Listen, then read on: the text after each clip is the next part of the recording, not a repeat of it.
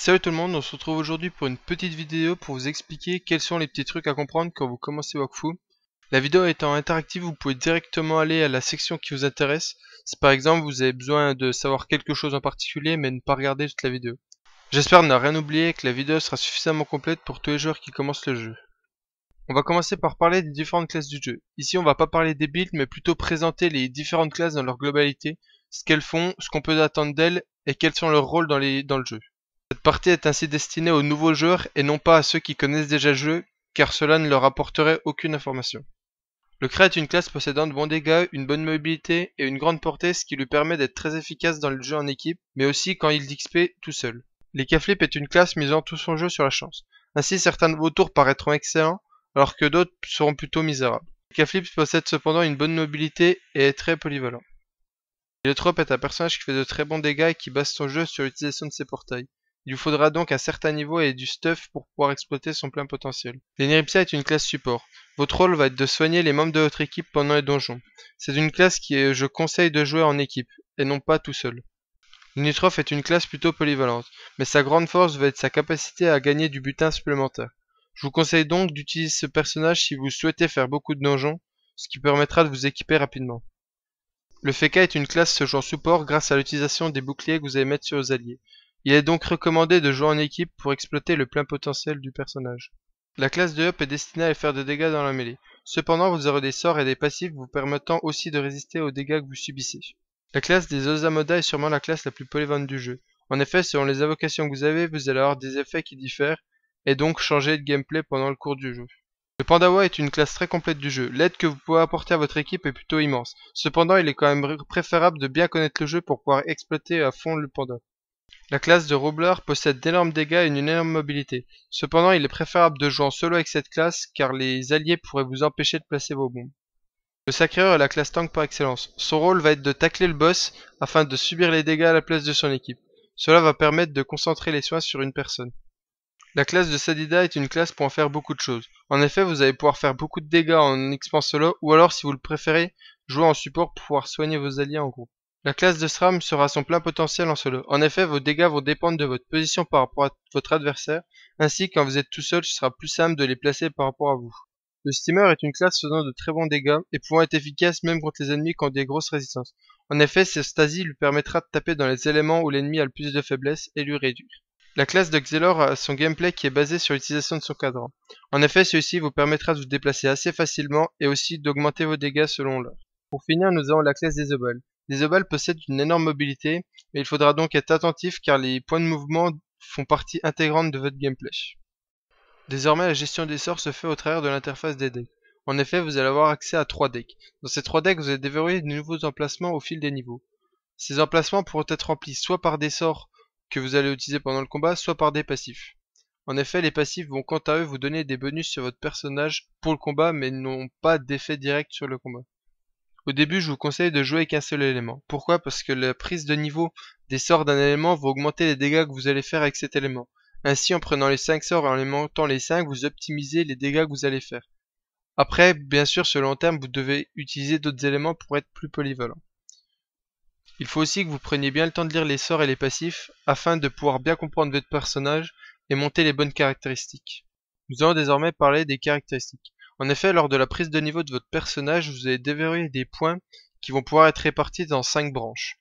Je ne vais pas vous parler de toutes les caractéristiques car elles sont très bien détaillées, mais je tiens à vous sensibiliser sur un point, ce sont sur la répartition des points de dégâts, donc la deuxième branche. Comme je vous l'ai dit précédemment, il est important de bien connaître sa classe et bien comprendre l'utilisation de ses sorts. Nous allons donc nous attarder sur l'exemple du Zobal et plus particulièrement de sa SPR. Comme on peut l'observer, tous les sorts R du Zobal sont des dégâts mono-cibles. De plus, on peut aussi voir que la portée est au maximum de 3, et en sachant que le Zobal est une classe qui possède une très grande mobilité, on sait d'avance qu'on ne va pas avoir beaucoup de mal à arriver au corps à corps de notre adversaire. On peut donc pour cette branche-là se focaliser sur les dégâts en priorité mono-cibles qui vont proc sur chacun des sorts, et ensuite se focaliser sur les dégâts mêlés qui prennent effet jusqu'à 2 cases de la cible, car on va pouvoir très souvent être dans cette zone-là. On va désormais s'attaquer à la partie qui concerne votre personnage et son évolution dans le monde. Sachez qu'il vous faudra rejoindre une guilde le plus vite possible. Pourquoi?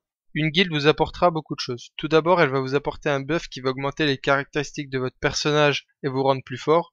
Et d'autre part, vous jouerez avec d'autres personnes de votre niveau, ce qui vous permettra de faire des donjons à plusieurs. On va donc aborder dès à présent la partie qui concerne le leveling.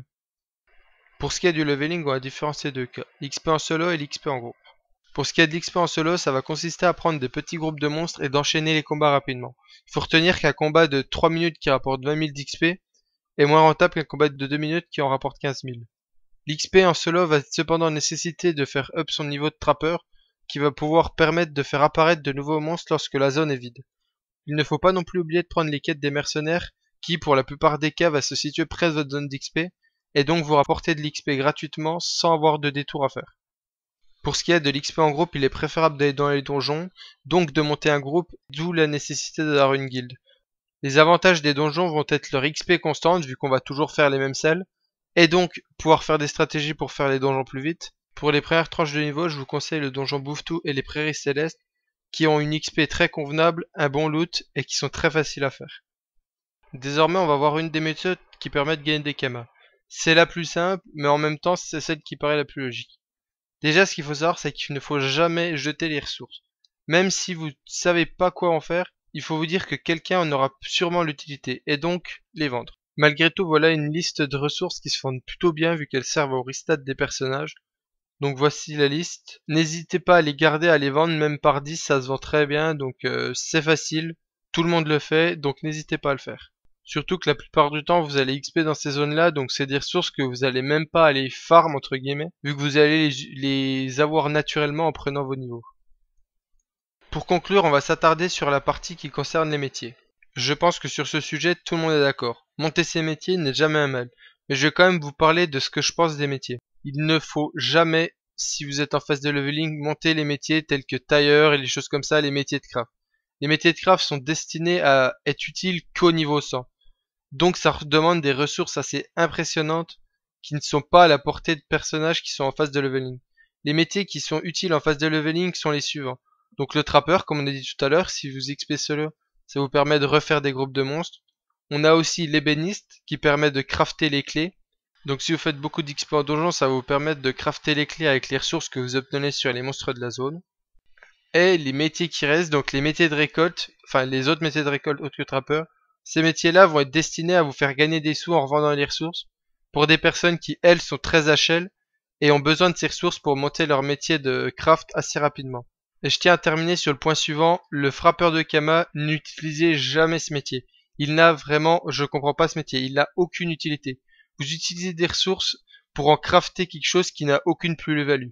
Faut savoir que le craft est toujours le même, mais du coup vos ressources n'ont aucune valeur. Enfin, quand vous avez 5 kamas, c'est 5 kamas. Les 5 kamas ne vont jamais bouger. C'est contre-productif et contre l'esprit des marchés d'utiliser ça.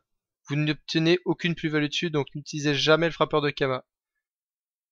Bon bah c'est tout pour cette vidéo de trucs et astuces. J'espère n'a rien oublié. J'espère que ça va aider les gens qui débutent le jeu et qui sont un peu perdus. N'hésitez pas à me dire dans les commentaires si vous avez bien aimé la vidéo, si c'était assez complet, tout ça, si c'était pas trop le rush, machin. Donc bah à la prochaine, n'hésitez pas à regarder les autres vidéos, laissez un commentaire, aimer, etc. Vous savez. Et à plus et bon jeu les gens.